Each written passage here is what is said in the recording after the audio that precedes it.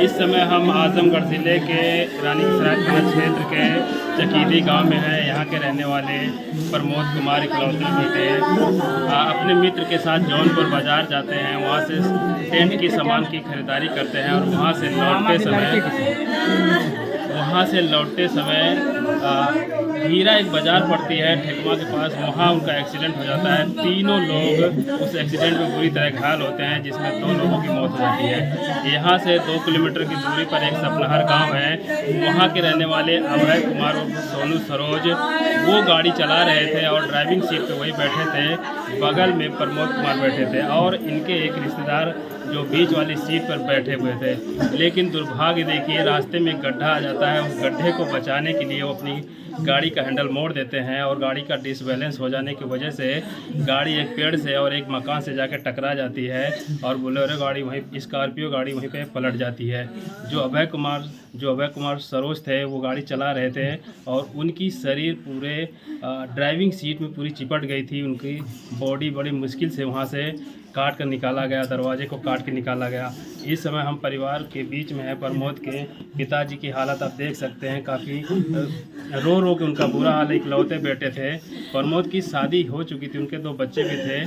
लेकिन सबसे बड़ा सवाल है कि दिन के उजाले में इतना बड़ा एक्सीडेंट कैसे हो गया। आखिर जो सरकार है, जो गाड़ियां खरीदते समय टैक्स लोग भरते हैं, तो जो सड़क की मेंटेनेंस है वो क्यों नहीं करते हैं। एक मामूली से गड्ढे की वजह से इतना बड़ा हादसा हुआ और एक परिवार के 2 लाल चले गए, वो भी हाईवे पर। इस समय हम मृतक परिवार के बीच में है। प्रमोद कुमार आज इस दुनिया में नहीं है। उनका पोस्टमार्टम कराने के लिए दोनों लोगों का सदर हॉस्पिटल में बॉडी रखी गई है। उसके बाद यहाँ आएगा और अंतिम संस्कार किया जाएगा। लेकिन आप पीछे देख सकते हैं परिवार और रिश्तेदार के लोग यहाँ पर आए हुए हैं। इनके अंदर जो दुख है, दुखों का पहाड़ टूटा हुआ परिवार पर रो के बुरा हाल है। माँ का कुछ सूझ नहीं रहा है कि अब कैसे बीतेगी। एक जो बेटा था, इकलौता बेटा था, जो घर का चिराग था, जिसके ऊपर जिम्मेदारी थी, वो इन परिवार को छोड़ के चला गया है। पिताजी बदहोश है, उनको कुछ समझ में नहीं आ रहा क्या करेंगे। अपने इकलौते बेटे को याद कर के रो रहे हैं, तड़प रहे हैं। जब हमने उनसे पूछा कितने भाई हैं, ये बात सुनकर वो विचलित हो क्या करते थे? टेंट का ही काम करते थे और कोई काम? उन्हीं के अभय के साथ रहते थे। रिश्तेदार है क्या अभय के साथ? अच्छा, आप मामा लगेंगे अभय के? फूफा लगेंगे कि मामा? फूफा लगेंगे। तो उन्हीं के साथ हमेशा रहते थे। पढ़ाई भी करते थे? अच्छा, पढ़ाई छोड़ चुके थे। अभय पढ़ाई कर रहे थे और ये पढ़ाई छोड़ चुके थे। तो जो टेंट की दुकान है, वो मकान वहीं के लिए सामान लेने जा रहे थे, वहीं पे सब रहता है। तो कैसे एक्सीडेंट हो गया उनका? लौटते समय जो खबरें हैं कि गड्ढा रास्ते में था, उसी की वजह से। आपको फोन से यहाँ से गए थे तो बता के गए थे, बातचीत करके गए थे कि मैं जा रहा हूँ, जौनपुर जा रहा हूँ, तो बता कर गए थे? नहीं, 3-4 लगन सामान आने गई में 3-4 लगन थी, सामान लेने गए थे। तो आपसे बता के गए थे, कुछ बात हुई थी कि ट्रेन ने आप फिर आज का लगन डालिए, कोई लाड़ी का लगन डालिए, पकाने के साथ सब तो आजमगढ़ में वो सामान नहीं मिल रही थी, वहाँ गए थे लोग? वो जी कुछ सस्ते। अच्छा, थोड़ा सस्ता पड़ता है।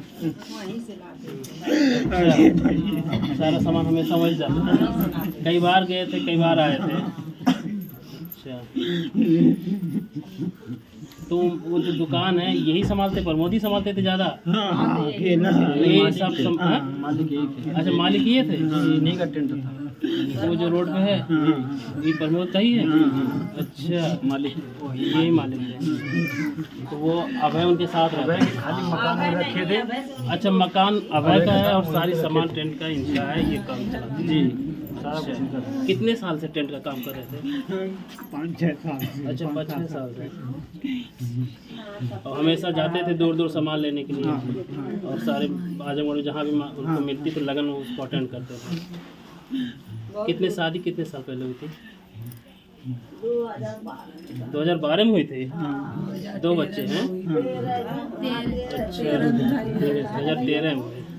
13 साल लगभग हो गया है। उनकी वाइफ है और 2 बच्चे। अच्छा, ये 2 बच्चे हैं।